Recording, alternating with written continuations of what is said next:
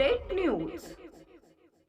बाबरी मस्जिद शहादत प्रकरणी शुक्रवारी बंदचे आवाहन, दुपारी कळंब चौक इथं धरणे प्रदर्शन। बाबरी मस्जिद शहादत दिनानिमित्त शुक्रवार दिनांक 6 डिसेंबर 2024 रोजी स्थानिक कळंब चौक इथं मुस्लिम समाजाकडून मूक धरणं प्रदर्शन तसेच बंदचं आयोजन करण्यात आलंय।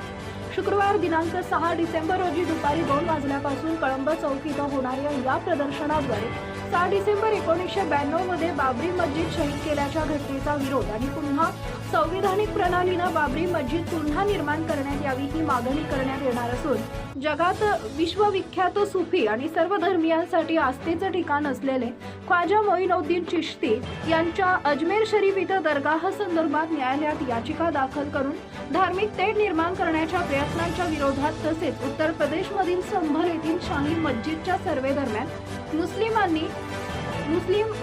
पोलिसांनी मुस्लिम युवकांवर गोळीबार करून त्यांना ठार मारल्याप्रकरणी आणि तेथील हिंसाचाराविरोधात कायदेशीर पद्धतीने आंदोलन करण्यात येऊन मूक धरणे देण्यात येणार आहे।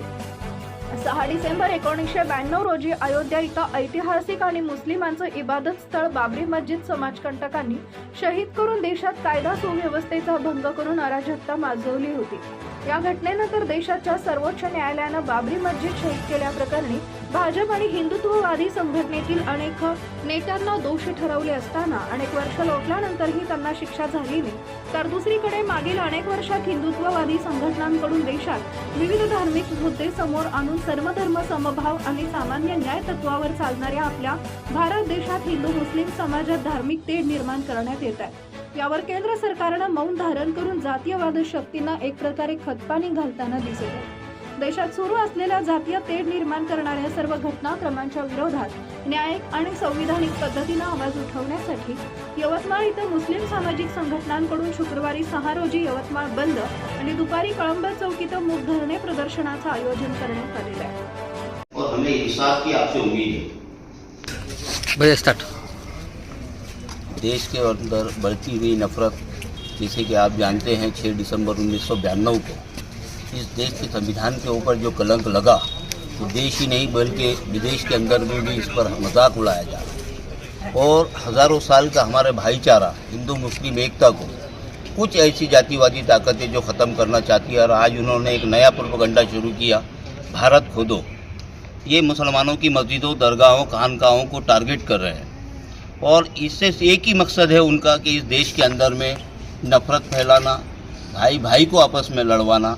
और हम सरकार से यही निवेदन देने के लिए आए थे कि ऐसा ना हो कि देश के अंदर में खाना जंगी हो जाए, देश के टुकड़े हो जाए, देश का विभाजन हो जाए। हम जिस देश में रहते हैं ये देश संतों महापुरुषों का देश है, ये देश महामानवों का देश है, और इस देश के अंदर में हमको एक साथ रहना, एक दूसरे के दुख दर्द को समझना और एक दूसरे को मदद करना, यही हमको सिखाया गया। हमारे महापुरुषों की यही सिखवन है।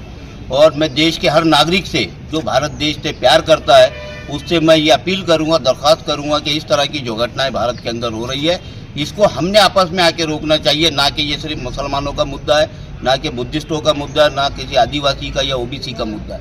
ये भारत के हर उस शहरी का मुद्दा है, भारत के हर उस वासी का मुद्दा है जो भारत से प्रेम करता है।